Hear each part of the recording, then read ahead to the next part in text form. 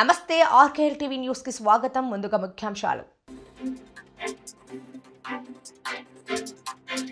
ఇది టూఫెల్ కేసు. కేటీఆర్ కడిగిన ముత్యంలో బయటకు వస్తారు హరీష్ రావు.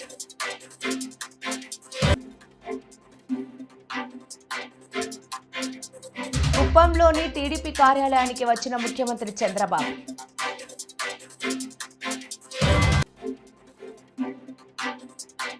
హన్మకొండ జిల్లా సమీకృత కలెక్టరేట్ కార్యాలయంలోని సమావేశ మందిరంలో జిల్లా కలెక్టర్ పి ప్రావీణ్య. హన్మకొండ జిల్లా సమీకృత కలెక్టరేట్ కార్యాలయంలోని సమావేశ మందిరంలో జిల్లా కలెక్టర్ పి ప్రావీణ్య అధ్యక్షతన నిర్వహించిన వరంగల్ పశ్చిమ నియోజకవర్గ స్థాయి సమీక్ష సమావేశంలో పాల్గొన్న వరంగల్ పశ్చిమ నియోజకవర్గ శాసనసభ్యులు నాయని రాజేందర్ రెడ్డి, మేయర్ గుండు సుధారాణి, కూడా chairman Inugala Venkatramareddy, greater Warangal municipal corporation commissioner Ashwini Tanaji Wakade సమీక్షలో సమావేశంలో పాల్గొన్నారు. బండ్ ఆవరణలో ఓపెన్ జిమ్లను ఏర్పాటు చేసి మౌలిక వసతులు కల్పించేలా చర్యలు తీసుకోవాలని సూచించారు.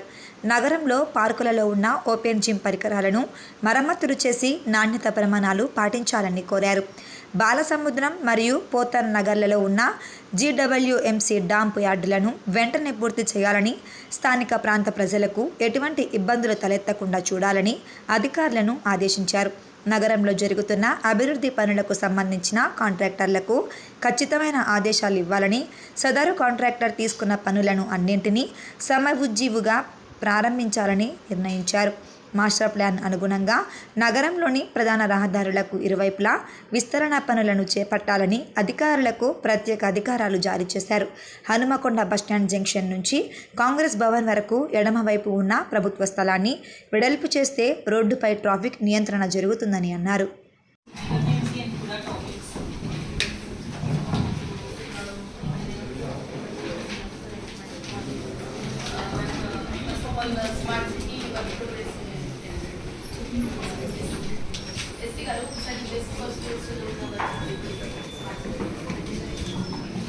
Morning sir, good morning madam. Smart city best conscious మొత్తం out of that 45 was 243 crores complete అయిపోయాయి సార్. 22 crores మాత్రం మిగిలాయి. 258 crores మన టార్గెట్ వచ్చేసి 31 మార్చ్ సార్. మిట్టపల్లి సురేంద్రన్న అమ్మ పాట విని కంటతడి పెట్టుకున్న కాంగ్రెస్ పార్టీ మాజీ MLA AICC secretary Sampath Kumar సతీమణి. రక్తముద్దై ఎదుగుతున్నప్పుడు నవమాసాలు నిండుకున్నప్పుడు అమ్మాయిగనేను కడుపులున్నప్పుడు కత్తి మీద సాము చేసినట్టుగా కొండంత నొప్పులు అమ్మ తీసుకుంటూ జన్మనిచ్చి కొత్త లోకాన్ని చూపెట్టి సచిన శివమూలే సింహసిల్లునమ్మ. అమ్మంటే ఎంత గొప్పదో బ్రహ్మకైనా వర్ణించవశమవున. ఎన్ని జన్మలున్న కవుల కలములు అమ్మ ప్రేమను రాసిన తరుగున. పొద్దు పొద్దున లేచి నీ నామమును తలిచి నిన్ను పూజించిన నీరునము తీరున అమ్మా.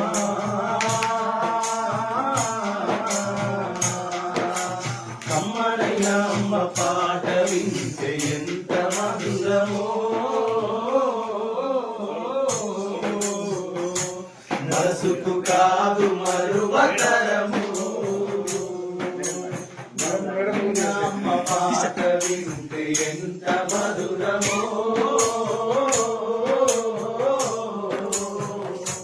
మనసుకు కాదు మరువతరము.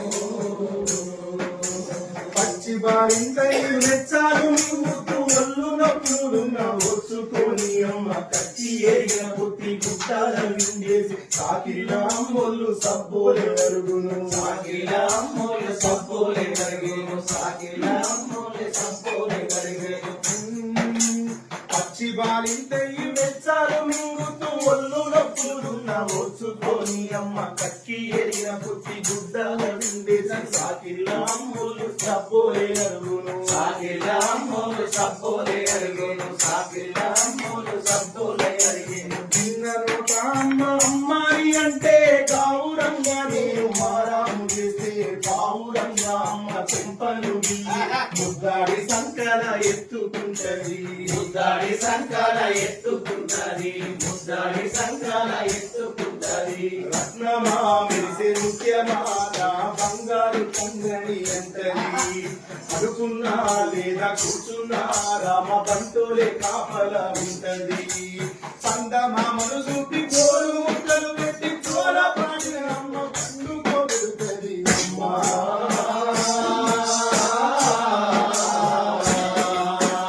అమ్మనైనా అమ్మ పాట వింటే ఎంత మధురమో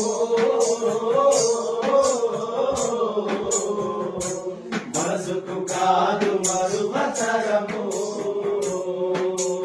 అమ్మనైనా అమ్మ పాట వింటే ఎంత మధురమో మనసుకు కాదు మరువతరము అప్పటడుగులు వేస్తూ ఉన్నప్పుడు అదుపు దప్పిరే కింద పడ్డప్పుడు అది చూసి అమ్మ విరవిర ఉంటొచ్చి దెబ్బ తాకేనని ఒళ్ళంతా చూస్తుంది దెబ్బ తాకేనని ఒళ్ళంతా చూస్తుంది దెబ్బ తాకేనని ఒళ్ళంతా చూస్తుంది ఆస్తి పాత్రలు ఎన్ని ఉన్నా లేకున్నా మేడం ఇద్దరు లెక్క లేనన్ని ఉన్నా కన్న కడిపే అయినా ఇద్దరనుకుంటది కడుపు తీపే ఆస్తి పాత్రులు అనుకుంటది కడుపు తీపే ఆస్తి పాత్రులు అనుకుంటది కడుపు తీపే ఆస్తి పాత్రులు అనుకుంటది జ్వరమొచ్చి ఒళ్ళు కాలితే అమ్మ గుండె నిండా బాధ ఉంటది ఓ దేవుడా నా కడుపును కాపాడమని వేడుకుంటది కొడుకులే వీరచి ఆడినప్పుడే మమ్మకమున కోటి దీపాలు వెలుగలే అమ్మా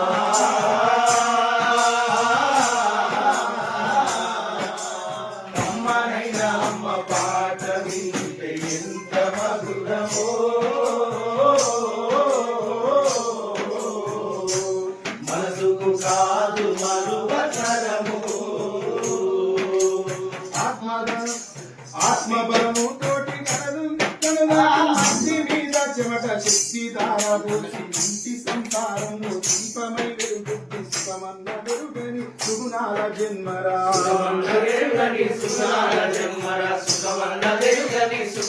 జన్మరా కాయ కష్టం చేసి కడుపులో పువ్వై డొక్క వెన్న పూస అంటుకున్నా గాని ఆత్మగల్ల తల్లి అడుగులారాటము ఊపిరైనిస్తది బిడ్డల కోసము ఊపిరైనిస్తది బిడ్డల కోసము ఊపిరైనిస్తది బిడ్డల కోసం ఉడిగిన శక్తి కలిగిన అమ్మ ప్రేమ అనువంతైన తరగదు కన్ను మూసే చివరి గడియలొచ్చిన పావురాలను విడువదు అమ్మంటే ఒక్కేటి రాజి బొమ్మ కాదు జగమంత జన్మంత కనకటి దైవము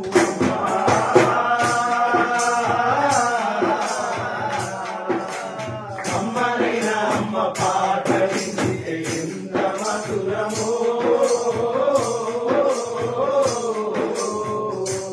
మనసుకు కాదు మరువతరము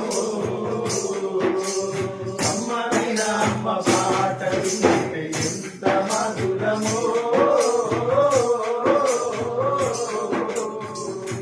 మనసుకు కాదు మరువతరము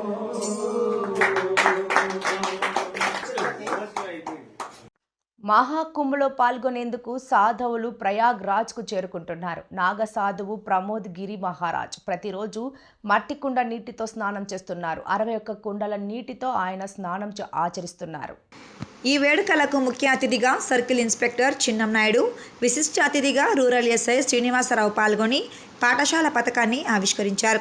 ఈ సందర్భంగా సర్కిల్ ఇన్స్పెక్టర్ చిన్ననాయుడు మాట్లాడుతూ 40 ఏళ్లుగా విద్యా సేవలు అందిస్తున్న జ్ఞానభారతి పాఠశాలను అభినందించారు. ఆదర్శవంతమైన పాఠశాలకు కావలసిన అన్ని విధాలైన సదుపాయాలు, సౌకర్యాలతో కూడిన వాతావరణం జ్ఞానభారతిలో ఉండడం పట్ల సంతోషాన్ని వ్యక్తం చేశారు. లాభాపేక్ష లేకుండా విద్యాసంస్థను నడపడం అభినందనీయమన్నారు. రూరల్ ఎస్ఐ శ్రీనివాసరావు మాట్లాడుతూ పాఠశాల వ్యవస్థాపక దినోత్సవ శుభాకాంక్షలు తెలియజేశారు. పాఠశాల కార్యదర్శి సిఇఓ జోహర్ ఖాన్ మాట్లాడుతూ 40 ఏళ్ల పాఠశాల విజయ ప్రస్థానాన్ని వివరిస్తూ పాఠశాల ప్రయాణంలో వెన్నుదన్నుగా నిలిచిన ప్రతి ఒక్కరిని మననం చేస్తూ వారికి కృతజ్ఞతలు తెలియజేశారు. ఎగ్జిక్యూటివ్ ట్రస్టీ వజ్రపు రమణమూర్తి మాట్లాడుతూ పాఠశాల విజయాలను వివరించారు. ఈ కార్యక్రమంలో పాఠశాల ప్రిన్సిపల్ ఇందు భూషణ్ పండా, పాఠశాల ప్రధానోపాధ్యాయురాలు రషీదా సుల్తానా, మేనేజర్ ప్రమోద్ కుమార్, అదనపు పరిపాలనా అధికారిని సయ్యదా సుల్తానా, ట్రాన్స్పోర్ట్ మేనేజర్ అలీం ఖాన్ తదితరులు పాల్గొన్నారు. चाहिए सुबह के समाचार हो रहे हैं और इस समय आपको हम तस्वीरें दिखा रहे हैं। ये घड़े में जल रखा गया है। इन्हीं घड़े में महाराज जी स्नान करके घर है। ये एक तपस्वी ही कर सकता है, वह एक नागा सन्यासी ही कर सकता है, जिस प्रकार से वो इतनी कड़ाके की ठंड में स्नान कर रहे हैं।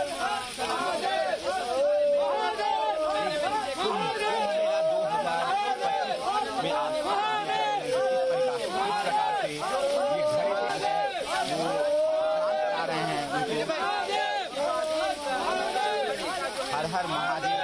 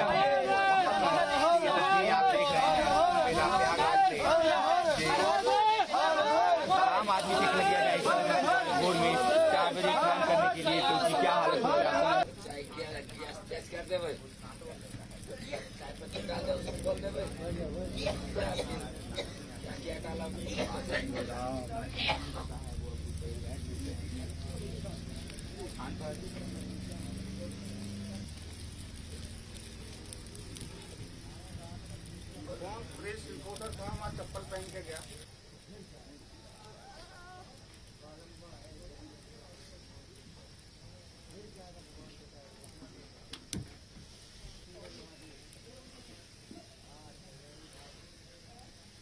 కుప్పంలోని టీడీపీ కార్యాలయానికి వచ్చిన ముఖ్యమంత్రి చంద్రబాబు, జననాయకుడు కేంద్రాన్ని ప్రారంభించిన సీఎం సమస్యలపై స్థానికులు వినతి పత్రాలు సమర్పించేలా కేంద్రం ఏర్పాటు.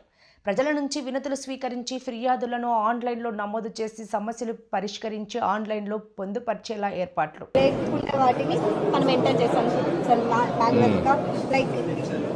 మీరు ఆటోమేటిక్గా మీరు వర్క్ తగ్గిపోవడానికి ఆ విలేజ్ వచ్చిన తర్వాత ఆటోమేటిక్గా అడ్రస్ వచ్చేస్తుంది కదా, మళ్ళీ ఎందుకు ఎంటర్ చేయాలి రాము? ఇదమ్మా నువ్వు మళ్ళా చెప్పు. ఇప్పుడు వార్డ్స్, ఇప్పుడు ఒక విలేజ్ ఉందనుకోండి, అడ్రస్ వచ్చిందనుకోండి, బ్యాక్ ఆఫీస్లో మొత్తం లింకింగ్ ఉంటే ఆటోమేటిక్గా రీకన్సిలేషన్ అయిపోతుంది కదా, మళ్ళీ యాడ్ చేసే పనిలే కదా. కొత్త కాంటాక్ట్ కాబట్టి ఫస్ట్ టైం రిజిస్ట్రేషన్లో యాడ్ చేయాలి సార్. రిపీటెడ్ విజిటర్ ఉంటే అవసరం లేదు. Second point voter. No, what I am asking, once voter list you are taking or you are taking different database. మీరు దరఖాస్తు నెంబరు ఇవన్నీ వచ్చిన తర్వాత మీరు విలేజ్ పేరు పెట్టారు, పలాని మండలం, పలాని పంచాయతీ, పలాని వ్యక్తి. వన్స్ అక్కడికి వచ్చిన తర్వాత నీ దగ్గర డేటా ఉంది కాబట్టి ఆ ఇంట్లో అతను ఫిక్స్ అయిపోయే పరిస్థితి రావాలి. అది ప్రాబ్లం ఏంటి మీకు? ప్రాబ్లం ఏం లేదు సార్, ఇందులో ఓటర్ లిస్ట్ కూడా ఉంది. ఓటర్ లిస్ట్లో సర్చింగ్ ఆప్షన్ కూడా ఇచ్చాము. So for now time being ఏంటంటే ఇప్పుడు వాళ్ళ ఇనిషియల్ లెటర్స్తోనే సెర్చ్ అవుతే నెంబర్ ఆఫ్ కాంబినేషన్స్ ఎక్కువ వస్తున్నాయి. సో జస్ట్ బిగిన్ చేశాం కాబట్టి ఫర్ నౌ మీరు కొత్త కాంటాక్ట్ క్రియేట్ చేయడం అని చెప్పాము. బట్ నా పేరు విలేజ్ సెలెక్ట్ చేస్తే సరిపోతుంది. పేరు ఇనిషియల్ లెటర్స్ అది ఫ్యూచర్లో సెలెక్ట్ చేస్తే ఆటోమేటిక్ మీరు అన్న డీటెయిల్స్ సార్ ఆటోమేటిక్ ఫిల్అప్ అవుతుంది. ఫిల్అప్ ఆటోమేటిక్గా వచ్చేట్టుగా చూస్తే సరిపోతుంది. ఇది వర్క్ ఇట్ అవుట్ లెటర్స్ నాకు అంటే గవర్నమెంట్ డేటాలో we are fixing Aadhaar and then house with GPS, not house number, with GPS also.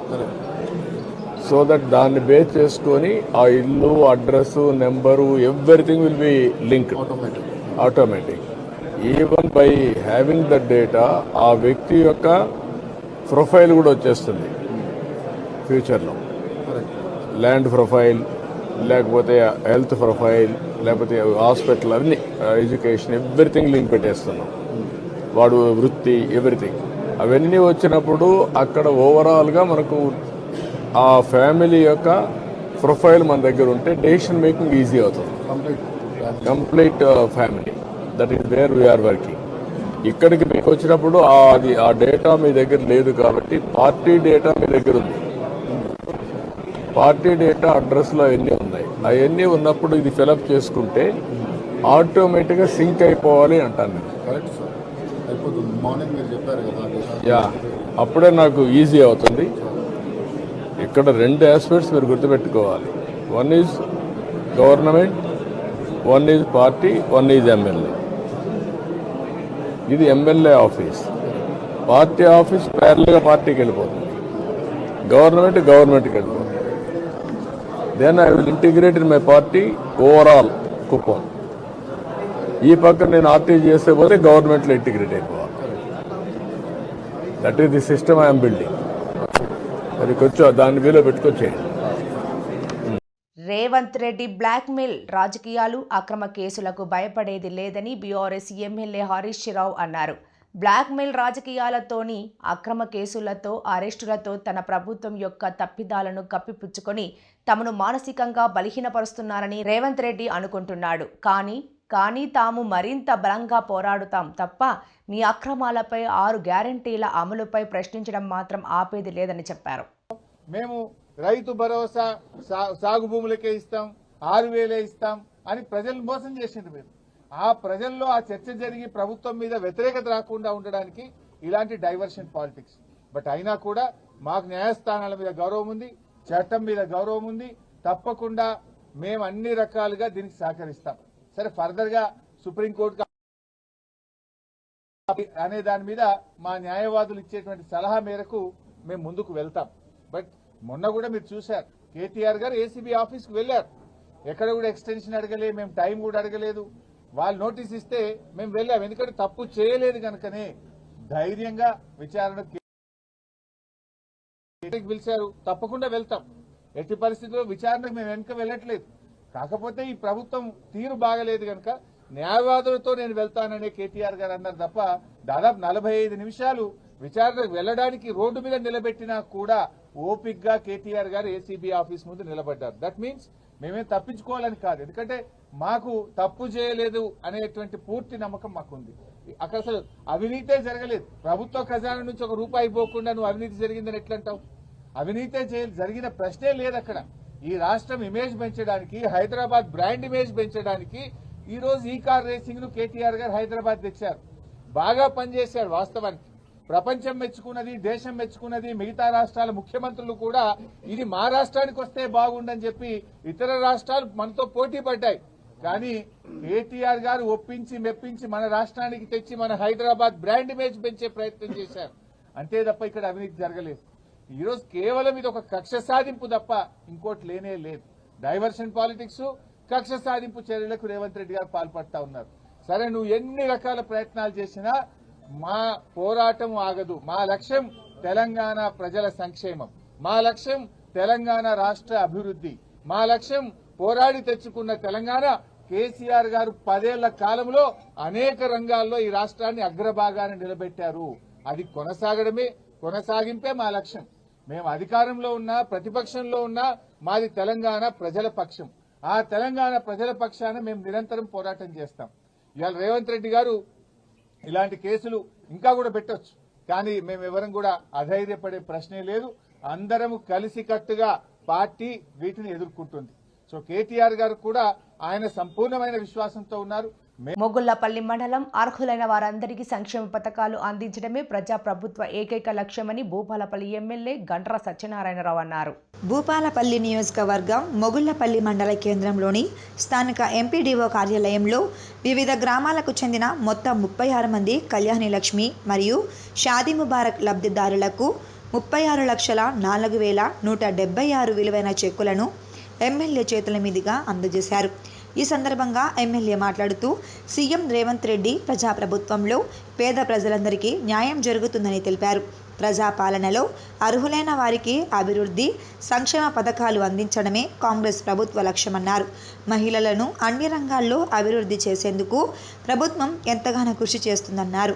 గత ప్రభుత్వం 10 ఏళ్లు అధికారంలో ఉండి ఏమీ చేయలేక ప్రజాప్రభుత్వం చేస్తున్న అభివృద్ధిని చూసి ఓర్వలేకే దిగజారుడు ఆరోపణలు చేస్తున్నారని ఎమ్మెల్యే ఆరోపించారు. 10 ఏళ్లలో మా నర్సింగ్ అన్నకు తెలుసు, సంచికి 3 కిలోలు 4 కిలోలు కట్ చేసుకున్నారు.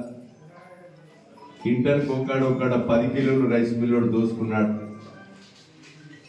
నర్సింగ్ అని చెప్తే రైస్ మిల్లుకు సీరియస్ వార్నింగ్ ఇచ్చి చెప్పారు. ఎట్టి పరిస్థితులలో రైతు దగ్గర సంచికి 3-4 కిలోలు దోసుకుంటే మీ మిల్లులను సీజ్ చేస్తాం అని అంటే నర్సింగ్ అనే ఉండి కింటన్కో 2 కిలోలు సంచికో. శిల్పి సుందర్ చేతులు ఆడుతున్నాయి. శిల్పి ఉలి పరుగులు తీసింది. ఎంతో అద్భుతమైన శిల్పాలు చెక్కింది. విగ్రహాలను తయారు చేయడంలో నాకు సాటి లేదని నిరూపించుకున్నాడు శిల్పి. వరంగల్ వ్యవసాయ పరిశోధన కేంద్రం ఎదురుగా ఉన్న సుందర్ శిల్పి యొక్క అద్భుతమైన శిల్పాలు తయారు చేస్తాడు. అనుకున్న సమయానికి శిల్పాలు అందిస్తాడు, నేరుగా పంపిస్తాడు. శివపార్వతులను, ఆంజనేయ స్వామి గజస్తంభాలు, ఎన్నో అద్భుతమైన శిల్పాలు తయారు చేస్తారు. తనకంటూ ఒక ప్రత్యేకమైన స్థానాన్ని ఏర్పరచుకున్నారు. స్థలం లేక చాలా ఇబ్బందులు ఎదుర్కొంటున్నాం. స్థలం ఎక్కువగా ఉంటే మరో కొందరికి శిల్పాలు తయారు చేయడం విద్య నేర్పించి వారిని ఉపాధి కల్పిస్తుంటానంటాడు. ప్రభుత్వం కానీ ఉన్నత అధికారులు కానీ పట్టించుకోవడం లేదని, నాకు సహాయ సహకారాలు అందిస్తే నేను 100 మందికైనా ఉపాధి కల్పిస్తాను అని అంటున్నారు. ఇప్పటికైనా ఉన్నతాధికారులు తగిన చర్యలు తీసుకొని మాకు భూమిని కల్పించాలని కోరుచున్నారు.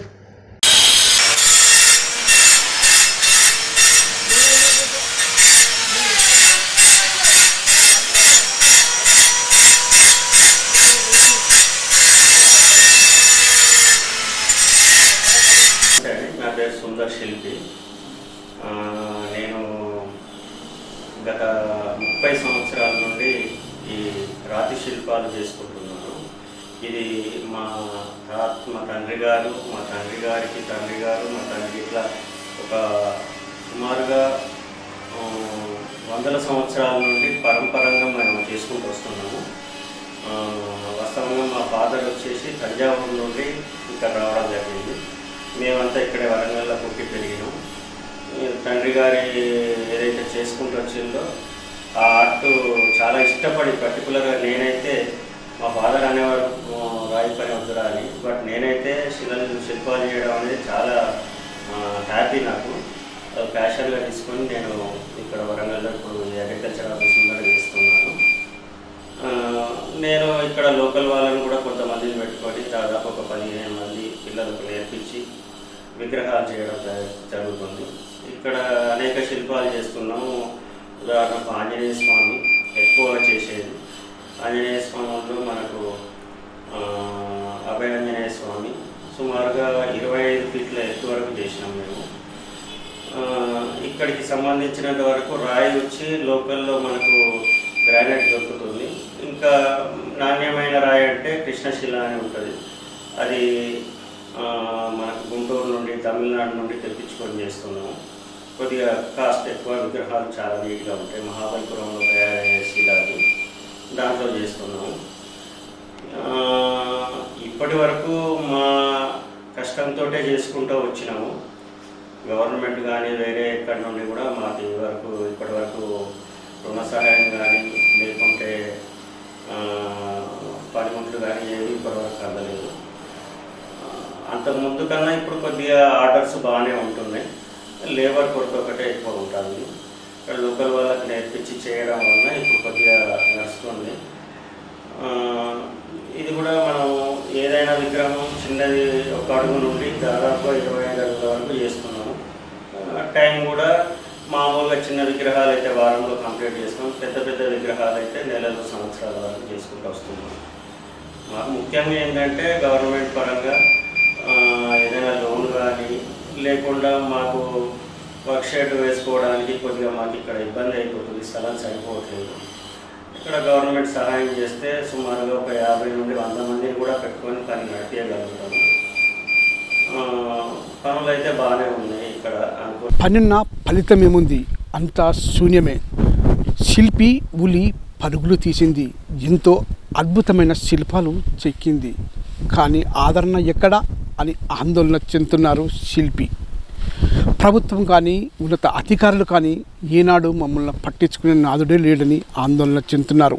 ఇప్పటికైనా ఉన్నత అధికారులు సహకారాలు అందించాలని శిల్పి కోరుతున్నాడు. Cameraman అనిల్తో Raj, ఆర్కెల్ TV, Warangal. వార్తలు ముగించే ముందు ముఖ్యాంశాలు మరోసారి. ఇది తూఫెల్ కేసు. కేటీఆర్ కడిగిన ముత్యంలో బయటకు వస్తారు హరీష్ రావు.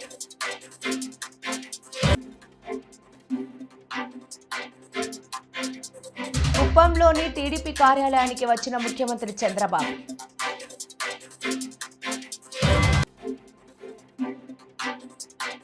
హన్మకొండ జిల్లా సమీకృత కలెక్టరేట్ కార్యాలయంలోని సమావేశ మందిరంలో జిల్లా కలెక్టర్ పి ప్రావీణ్య.